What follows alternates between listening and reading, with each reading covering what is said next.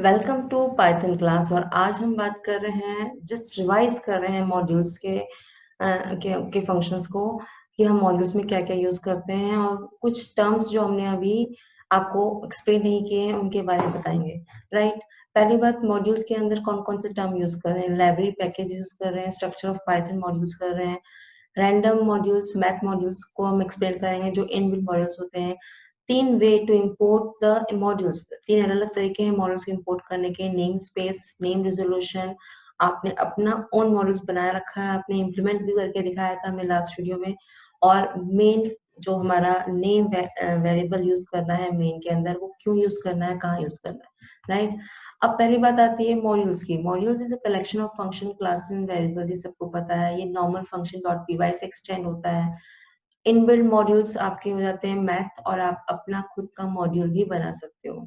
अब बात आती है पाइथन पैकेजेस की। Python packages is the directory of modules, सभी मॉड्यूल्स की डायरेक्टरी कहलाती है। और हम बात करते हैं अगर लाइब्रेरी की, तो library is a collection of packages. It means overall अगर ये सब चीजें हो रही हैं तो कलेक्शन ऑफ मॉड्यूल्स को हम लाइब्रेरी मेंशन कर सकते हैं। मतलब एक लाइब्रेरी के अंदर सभी के सभी मॉड्यूल्स आ जाते हैं। अगर हम स्टैंडर्ड लाइब्रेरी बात करें पाइथन की, दैट कंटेन द मॉड्यूल्स, और वो मॉड्यूल्स होते हैं math modules, random modules, statistic modules. Right. नमपाई और मैटप्लॉटलिब जो होता है वो हमें इंस्टॉल करना पड़ता है फर्दर डिजाइन पार्ट के लिए और एरे के लिए। Right. Structure of Python modules में आप नॉर्मल जैसे मॉड्यूल्स होते हैं आपके, जो नॉर्मल पाइथन प्रोग्राम होते हैं सेम वैसे ही होते हैं कि आपने कमेंट शो कर दिया, वेरिएबल कांस्टेंट शो कर दी, क्लासेस ऑब्जेक्ट स्टेटमेंट और फंक्शन आपने बना दी है। राइट। अब पहली बात आते हैं रैंडम मॉड्यूल्स की। रैंडम मॉड्यूल्स आपका इनबिल्ट मॉड्यूल होता है जिससे आप रैंडम के नेम से इंपोर्ट कर सकते हो। जब आप रैंडम इंपोर्ट करते हो तो रैंडम के अंदर जितने भी फंक्शंस हैं आप उसे रन कर सकते हो। हम दो तीन फंक्शंस को रन करके सिंप्लीफाई करके बता रहे हैं। Suppose we are using simple random. अगर सिंपल रैंडम यूज करती हूँ, इट मीन्स आपके 0.0 से लेकर 1.0 के बीच में जितने भी नंबर है उन सबको वो डिस्प्ले कर सकता है, excluding 1.0। Right. Randint use करते हैं, इसके अंदर ए बी को इंक्लूड करते हुए इसके बिटवीन कोई भी नंबर को वो आउटपुट की फॉर्म में डिस्प्ले करा सकता है। यूनिफॉर्म को में A and excluding B, B नहीं होना चाहिए, और इन बिटवीन कोई भी नंबर को एज ए आउटपुट की फॉर्म में वो शो कर देगा।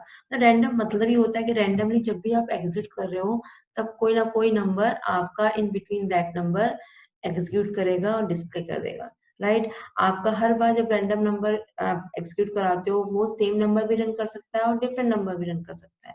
Let's see the program. Import किया हमने रैंडम। डिस्प्ले वाले फंक्शन में हमने पहला रैंड रेंज के नाम से एक बना दिया फंक्शन जिसमें टू मेंशन किया है। रैंड रेंज क्या करता है, आपको 0 से लेकर 0 1 को डिस्प्ले करेगा, 2 को डिस्प्ले नहीं करेगा। मतलब एक्सक्लूडिंग 2, आगे 0 से लेकर जितने भी नंबर उनके बिटवीन आ रहे हैं उन सबको डिस्प्ले कर सकता है। थिंक मैंने आउटपुट लिखा है 1, तो सपोज कर लिया 1 आउटपुट आया होगा इसका। रैंड इंड के अंदर सेम चीज है, 2 और 5 को इंक्लूड करते हुए सारे नंबर आ सकते हैं इन बिटवीन, तो मैंने 2 मेंशन कर दिया यहाँ पर। यूनिफॉर्म में 5 नहीं आएगा, उसके अलावा 2 और 5 के बिटवीन सारे नंबर आ सकते हैं, तो आई जस्ट सपोज 4 नंबर है। एक नए आते हैं चॉइस के नाम से, जिसके अंदर हम लिस्ट पास आउट करते हैं। लिस्ट पास करने से क्या होता है, आप इन्हीं नंबरों में से कोई नंबर एज ए आउटपुट के फॉर्म में शो कर सकते हैं। मैंने यहाँ पर नंबर शो किया 5, तो 5 नंबर यहाँ पर आ सकता है। शफल अगर हम लिस्ट करते हैं तो शफल में लिस्ट अगर मैंने 2 3 4 5 सीक्वेंस में दे रखा है तो अब आ रहा है 3 4 2 5, और नेक्स्ट टाइम एग्जीक्यूट करेंगे तो कोई और सीक्वेंस वो शो कर देगा। तो आपको समझ में आया रैंडम जो इनबिल्ट फंक्शन है वो किस तरह से काम करता है। यू जस्ट इंपोर्टिंग रैंडम, और रैंडम कीवर्ड्स यूज करके, मॉड्यूल यूज करके आप उसके किसी भी फंक्शन को रन कर सकते हो। सेम रैंडम मॉड्यूल्स के तरह मैथ मॉड्यूल होता है, तो मैथ मॉड्यूल आप इंपोर्ट मैथ मॉड्यूल कर सकते हो और मैथ डॉट करके उसके अंदर जितने भी फंक्शन आ रहे हैं उसे आप प्रॉपरली रन कर सकते हो। हम इन फंक्शन को थोड़ा एक्सप्लेन कर देते हैं, इन फंक्शन का क्या मतलब है। एसक्यूआरटी का मतलब है 25 का आप स्क्वायर रूट निकाल रहे हो तो 5.0 रिजल्ट आया। पावर का मतलब है 4 की पावर 2 आपने दे रखी है तो 4 4 16 शो कर दिया है। सेल का मतलब है 2.5 अगर आपने डेसिमल पॉइंट में दिया है तो राउंड ऑफ करने के बजाय ये आपकी इसकी मैक्सिमम वैल्यू ले लेगा। मैक्सिमम वैल्यू इसकी क्या हो सकती है, 3 हो सकती है। ऐसे फ्लोर होता है 2.5 में वो मिनिमम वैल्यू ले लेगा। मतलब अगर 2.1 भी होता है, 2.9 भी होता है, इसकी मिनिमम वैल्यू क्या होती है, 2 होती। एब्सोल्यूट वैल्यू अगर निकालना है किसी वेरिएबल का तो फेब्स आप फंक्शन यूज कर सकते हो। -25 को क्या दे दिया इसने, 25 मेंशन कर दिया। इसी वे में साइन, कोसाइन, लॉग का भी मेंशन यहाँ पर आउटपुट कर सकता है। तो ये मैथमेटिकल कुछ टर्म्स हैं जो थोड़े से डिफिकल्ट हो जाते हैं प्रोग्रामिंग वे में सॉल्व करने के लिए। इसके लिए इन्होंने मैथ मॉड्यूल्स इनबिल्ट बना रखा है जिसकी हेल्प से कुछ मैथ्स के हम फंक्शंस को इम्प्लीमेंट कर सकते हैं और प्रोग्राम को थोड़ा इजी बना सकते हैं। आपकी इस स्लाइड के अंदर हम शो कर रहे हैं 3 way to importing the modules. पहला वे आप देख चुके हैं, सिंपल इंपोर्ट कर रहे हो मॉड्यूल्स जो मैथ है आपका, और मैथ के हेल्प से आपने क्या किया है, सभी फंक्शंस को एग्जीक्यूट कर दिया, math dot SQRT. Another way होता है from math import SQRT and power. यहाँ मैं फ्रॉम वर्ड यूज कर रही हूँ और मैथ इंपोर्ट कर रही हूँ, लेकिन उसके कुछ ही फंक्शन को इंपोर्ट कर रही हूँ, सभी फंक्शन को इंपोर्ट नहीं कर रही। दैट्स मीन आप उन्हीं फंक्शन को एग्जीक्यूट कर सकते हो जिन्हें आप इंपोर्ट कर रहे हो, तो इंपोर्ट हो जाते हैं, राइट। इसके अलावा फ्रॉम मैथ इंपोर्ट स्टार, अगर मैं बहुत सारे के सारे फंक्शन को भी इंपोर्ट करना चाहती हूँ, I am just using star और सभी फंक्शन को मैं इंपोर्ट कर सकती हूँ, रन कर सकती हूँ। तो ये 3 तरीके होते हैं जहां पर आपको अगर एक्सटेंशन नेम देना कंफर्टेबल है, जस्ट राइट इंपोर्ट मैथ। मुझे कंफर्टेबल नहीं है, मैं बार बार मैथ नहीं लिखना चाहती, तो मैं क्या कर रही हूँ, from math import star use कर दिया है, जस्ट राइटिंग द फंक्शन। तो फंक्शन कौन से मॉड्यूल से स्टार्ट हो रहे हैं, मैथ मॉड्यूल से स्टार्ट हो रहे हैं, तो ऑटोमेटिकली वो फंक्शन आपके आउटपुट दे देंगे, राइट। अब बात करें नेम स्पेस की। Name space in the Python is a collection of name. आप ये देख रहे हो कि नेम स्पेस वो होता है जो एरिया कवर कर देता है किसी भी नेम के लिए। अगर वो यूनिक होते हैं तो हमें डिफरेंशिएट करने की लिए जरूरत नहीं होती, but name space is unique होते हैं, but multiple variable have same name space, बहुत सारे वेरिएबल के नेम स्पेस सेम होते हैं। That's why Python divide the name space in global, local, built in. 3 parts में डिवाइड कर दिया है।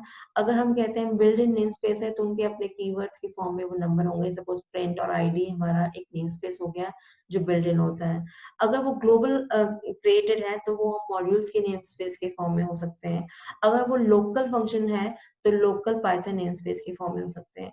तो अगर यूनिक भी नेम है तब भी हमने इन्हें 3 अलग अलग पार्ट्स में डिवाइड कर दिया है, राइट। तो इससे थोड़ा सा रिजोल्यूशन में फर्क आएगा।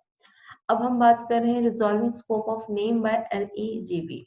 देखिए अभी मैंने बताया था नेम स्पेस के बारे में। इट मींस अगर सेम नेम के वेरिएबल ग्लोबली, लोकली या इनबिल्ट में होंगे तो किस तरह से हम प्रॉब्लम को रिजॉल्व करेंगे।